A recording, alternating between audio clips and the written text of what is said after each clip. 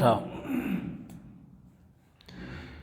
کہ جب قوم عاد نے نبی کو جھٹلایا اور اللہ کا انکار کیا تو اللہ تبارک و تعالی نے ان پر تیز ہوا بھیجی اور آندھی طوفان کے عذاب سے قوم عاد کو تباہ اور برباد کر دیا گیا۔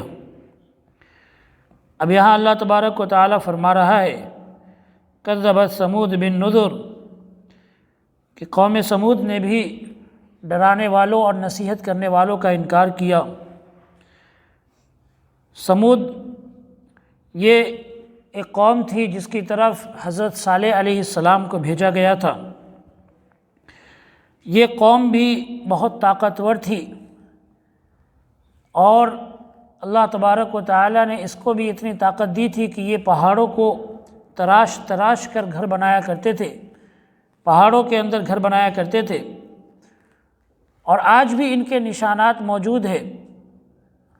جو اس قوم کے جو محلات ہیں، جو علاقے ہیں عرب کے اندر، ان علاقوں میں آج بھی پہاڑوں کے اندر ان کے بنائے ہوئے کچھ گھروں کے نشانات موجود ہیں۔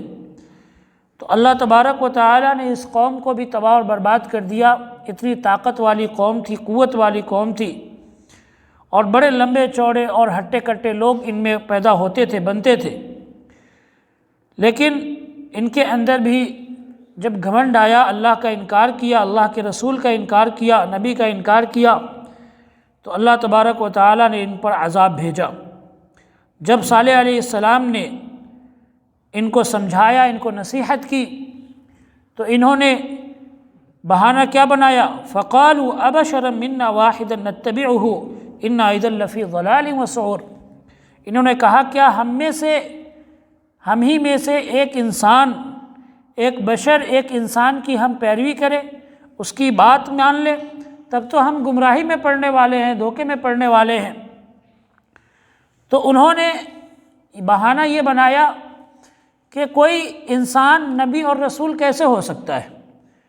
وہ یہ کہتے تھے کہ ایک انسان ہے جو ہمارے بیچ رہتا ہے، ہمارے جیسا رہتا ہے، ہماری طرح کھانا کھاتا ہے، اس کو بھی بھوک لگتی ہے، اس کو بھی پیاس لگتی ہے، ہماری طرح سوتا ہے، بیٹھتا ہے، تو وہ کیسے کوئی نبی اور رسول ہو سکتا ہے؟ نبی اور رسول تو وہ ہوتا ہے جس کے پاس میں انسانوں سے بڑھ کر طاقتیں ہو، انسانوں سے بڑھ کر اس کی صفت ہو۔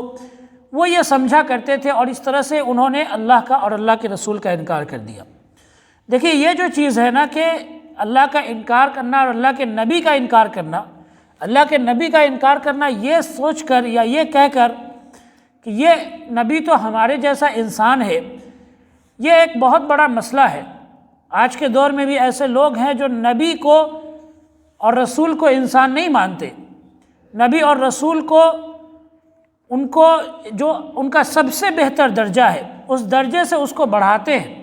اللہ تعالیٰ نے ان کا جو درجہ رکھا ہے، جو ان کا مقام رکھا ہے، اس مقام سے ان کو بڑھا کر پیش کرتے ہیں۔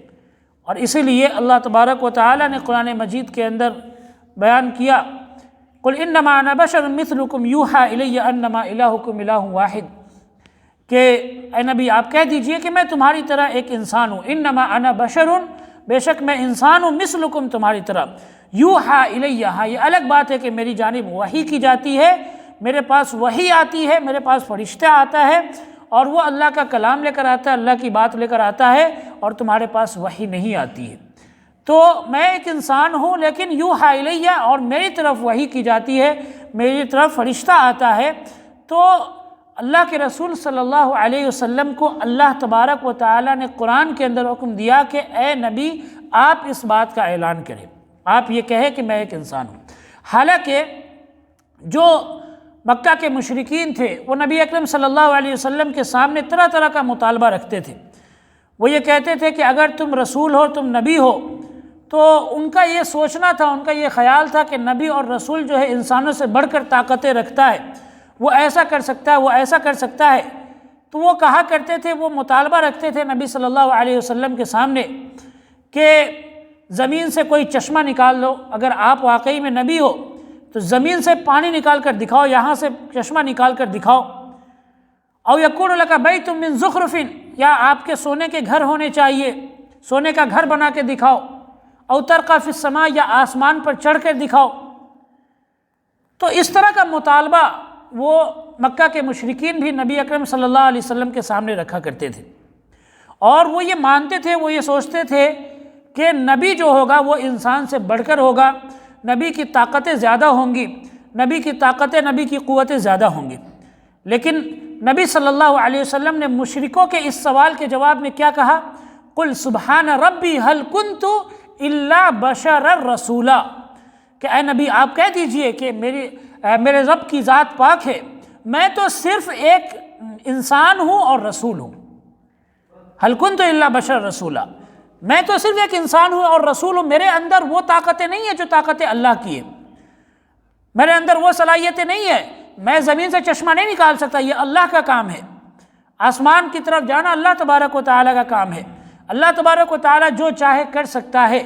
ہاں یہ الگ بات ہے کہ کچھ لوگوں کا جو حد سے زیادہ انکار کرنے والے ہیں، ان کو مطمئن کرنے کے لیے، ان کو ایمان کی طرف لانے کے لیے اللہ تعالیٰ نے مجھے ایک طاقت دی، معجزے کی طاقت دی، اللہ تعالیٰ نے میرے اندر کوئی صلاحیت رکھی کہ میں معجزے کے طور پر وہ تمہیں دکھاتا ہوں، جیسے چاند کے 2 ٹکڑے ہونا، یا قرآن خود ایک معجزہ ہے نبی صلی اللہ علیہ وسلم کا، کہ اس جیسی کتاب آج ہی نہیں قیامت تک کوئی دوسری کتاب نہیں آ سکتی۔ تو اللہ تبارک و تعالیٰ نے نبی سے کہا کہ آپ کہیے کہ میں ایک انسان ہوں اور رسول ہوں، میرے بس میں وہ طاقتیں نہیں ہیں جو اللہ تبارک و تعالیٰ کے ساتھ خاص۔ تو جب انسان نبی اور رسول کو انسان سے بڑھ کر درجہ دیتا ہے تو وہ حقیقت میں نبی اور رسول کا انکار کر دیتا ہے۔ اور پچھلی قوموں کی زندگی آپ اٹھا کر دیکھیں کہ وہ اسی لیے نبی اور رسول کا انکار کرتے تھے کہ وہ کہتے تھے کہ کوئی انسان کیسے رسول ہو سکتا ہے، کوئی انسان کیسے نبی ہو سکتا ہے، اسی لیے وہ نبی اور رسول کا انکار کر دیا کرتے تھے۔ لیکن اللہ تبارک و تعالیٰ نے نبی اور رسول کو لوگوں کی ہدایت اور رہنمائی کے لیے بھیجا، اتارا۔ اللہ تبارک و تعالیٰ لوگوں میں سے چنتا ہے، انتخاب کرتا ہے نبی اور رسول کا، تاکہ وہ اللہ کے پیغام کو دوسروں تک پہنچائے۔ یہ اللہ کی طرف سے دی ہوئی چیز ہے، کوئی انسان اپنی طرف سے حاصل نہیں کر سکتا، کتنی بھی محنت کر لے، کتنی بھی کوشش کر لے، وہ نبی اور رسول نہیں بن سکتا۔ ہاں اللہ جس کو چاہے وہ چن لیتا ہے، لیکن وہ انسان سے بڑھ کر نہیں ہو جاتا، انسان سے بڑھ کر اس کی طاقتیں نہیں ہو جاتی۔ تو قوم سمود نے اسی لیے انکار کیا صالح علیہ السلام کا۔ انہوں نے کہا ابشرا منا واحدا نتبعہ، کیا ہم اپنے جیسے ایک انسان کی پیروی کریں، ہم اپنے جیسے ایک انسان کی بات مان لیں، تب تو ہم بہت بڑی گمراہی میں پڑ جائیں گے۔ تو پھر اس کے بعد میں اس نے کہا اولقی الذکر علیہ من بیننا، کیا ہمارے بیچ میں صرف اسی پر قرآن کی آیت اتری، اسی پر کوئی وحی آئی ہے اور نصیحت کی بات، یا فرشتہ صرف اسی کے پاس میں آیا؟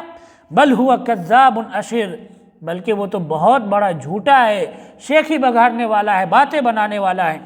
سیعلمون غدا من الکذاب الاشر، تو اللہ تعالیٰ فرماتا ہے کہ یہ لوگ ضرور جان لیں گے من الکذاب الاشر کی کون سب سے بڑا جھوٹا ہے اور کون اپنی طرف سے باتیں بنانے والا ہے۔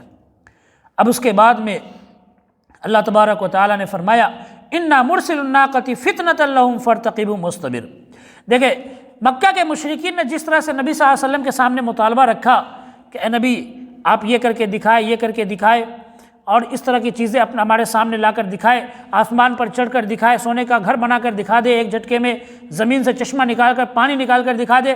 اسی طرح سے سمود کی جو قوم ہے، قوم سمود، اس نے بھی صالح علیہ السلام سے مطالبہ کیا کہ اگر واقعی میں آپ نبی اور رسول ہیں تو اس پہاڑ سے اونٹنی نکال کر دکھائے۔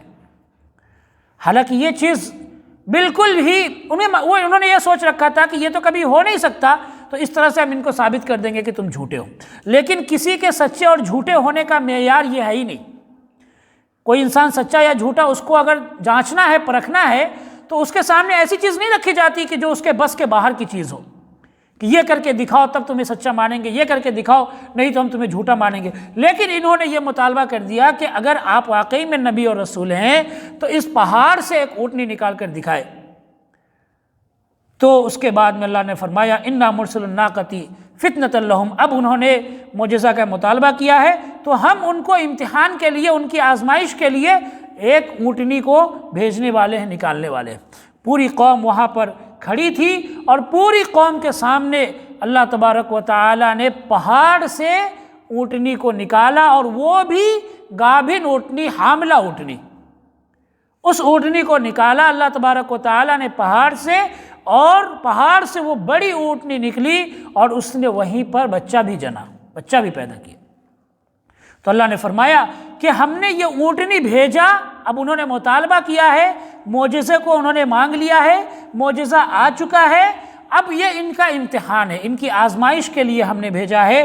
فارتقبہم واصطبر، تو اے نبی آپ انتظار کیجئے اور صبر کیجئے۔ اب جو ہے انہوں نے خود اپنے اوپر مصیبت کو مول لے لی ہے، خود انہوں نے مصیبت کو اپنے اوپر دعوت دے دی ہے۔ تو اللہ تعالیٰ نے فرمایا وَنَبِّئْهُمْ أَنَّ الْمَاءَ قِسْمَةٌ بَيْنَهُمْ، کہ ہم نے ان کو بتایا کہ اب پانی جو ہے نا پینے کے لیے اب ان کے درمیان بیچ برابر تقسیم ہوگا۔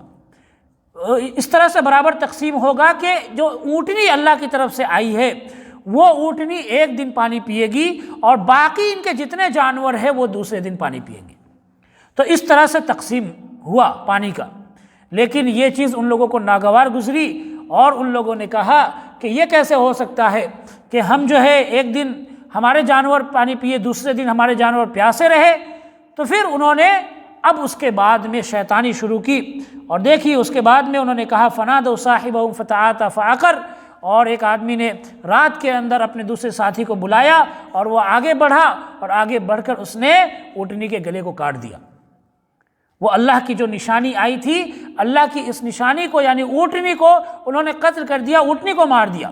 تو وہ اللہ کی طرف سے معجزہ تھا، ان کی آزمائش کے لیے، ان کے امتحان کے لیے اللہ کی طرف سے معجزہ آیا تھا۔ اس معجزے کا جب انہوں نے انکار کیا تو اللہ تبارک و تعالیٰ فرماتا ہے فَكَيْفَ كَانَ عَذَابِي وَنُذُرِ، تو دیکھو میرا عذاب کیسا آیا اور میری نصیحت کیسی ہوئی۔ اِنَّا أَرْسَلْنَا عَلَيْهِمْ صَيْحَةً وَاحِدَةً فَكَانُوا كَهَشِيمِ الْمُحْتَظِرِ، تو اللہ تبارک و تعالیٰ فرما رہا ہے کہ ہم نے ان پر ایک زوردار چیخ بھیجی، اور ایسی چیخ جو ڈراؤنی تھی، خوفناک چیخ تھی، تیز آواز تھی، تیز چیخ تھی۔ فَكَانُوا كَهَشِيمِ الْمُحْتَظِرِ، تو یہ لوگ گرے پڑے کانٹوں کی طرح بعد میں ہو گئے۔ اللہ تبارک و تعالیٰ نے اس قوم کو چیخ سے برباد کر دیا، آواز سے ہلاک کر دیا۔ ایک آواز آئی، تیز آواز آئی، خوفناک آواز آئی۔ آواز میں بھی بڑی طاقت ہوتی ہے، آواز میں بڑی طاقت ہوتی ہے، اور آواز کی وجہ سے انسان کی جان بھی جا سکتی ہے۔ آج کل ہمارے یہاں سماج میں بڑا رواج ہے ڈی جے پورے فل ساؤنڈ میں بجانے کا، اور حقیقت یہ ہے، اگر آپ کو یقین نہ ہو تو آپ کسی ڈاکٹر سے جا کر پوچھ لیں کہ اگر ہمارے یہاں اتنے زور سے بجائے جاتے ہیں کہ اگر کوئی انسان دل کا مریض ہے، دھڑکن کا مریض ہے، تو اس انسان کو اس آواز کی وجہ سے ہارٹ اٹیک بھی آ سکتا ہے۔ آواز اتنی تیز ہوتی ہے، کبھی آپ محسوس کریں گے کہ دیوار ہلتی ہے، کبھی محسوس کریں گے کہ بیڈ ہلنے لگتا ہے، کبھی محسوس کریں گے اگر کوئی چھوٹا بچہ سویا ہے تو وہ بچہ جگ جاتا ہے، پریشان ہو جاتا ہے، اس کے دل کی دھڑکن تیز ہو جاتی ہے۔ تو آواز میں اللہ نے بڑی طاقت رکھی، آواز کی وجہ سے اس قوم پر عذاب آیا۔ اور حقیقت یہ ہے کہ جب اللہ تبارک و تعالی قیامت کی ابتدا کرے گا، قیامت بھیجے گا، تو قیامت کی شروعات ہوگی ایک آواز کے ذریعے سے۔ وَنُفِخَ فِي الصُّورِ، سور کے اندر پھونک مارا جائے گا۔ یہ سور کیا ہے؟ سور ایک ناقوس ہے، ایک فرشتہ اسرافیل علیہ السلام اس کو لے کر کھڑے ہیں، اور وہ ماریں گے، ایک زوردار چیخ ہوگی، ایک آواز ہوگی۔ اس آواز کی وجہ سے تمام لوگ خوف اور ہراس میں پڑ جائیں گے، اور کمزور دل والے ختم ہو جائیں گے، مر جائیں گے، اور قیامت کی شروعات ہو جائے گی وہ۔ تو آواز کی وجہ سے اللہ تعالیٰ نے اس قوم کو ہلاک کر دیا، برباد کر دیا، اور ایسی ہلاکت ہوئی، ایسی بربادی ہوئی کہ یہ لمبے لمبے لوگ، بڑے بڑے لوگ یہ گرے پڑے کانٹوں کی طرح ہو گئے۔ وَلَقَدْ يَسَّرْنَا الْقُرْآنَ لِلذِّكْرِ فَهَلْ مِن مُدَّكِرٍ، پھر اللہ فرما رہا ہے کہ ہم نے قرآن کو نصیحت حاصل کرنے کے لیے، سمجھنے کے لیے آسان کر دیا ہے، تو کیا کوئی ہے جو غور کرے، فکر کرے، ان چیزوں پر غور کرے کہ ایسی قوموں کی کیا حالت ہوئی، ان لوگوں کی کیا حالت ہوئی جنہوں نے اللہ کا انکار کیا، جنہوں نے اللہ کے رسول کو انسان نہیں مانا، اور اللہ کے رسول کو انسان سے بڑھ کر درجہ دینا چاہا، اللہ کے نبی کا صرف اس لیے انکار کیا کہ وہ انسان۔ ایسے لوگوں کی کیا حالت ہوئی، غور کرنے کی ضرورت ہے قرآن کی ان آیتوں پر۔ اللہ تعالیٰ سے دعا ہے کہ اللہ ہم سب کو کہنے سنے زیادہ عمل کرنے کی توفیق عطا فرمائے۔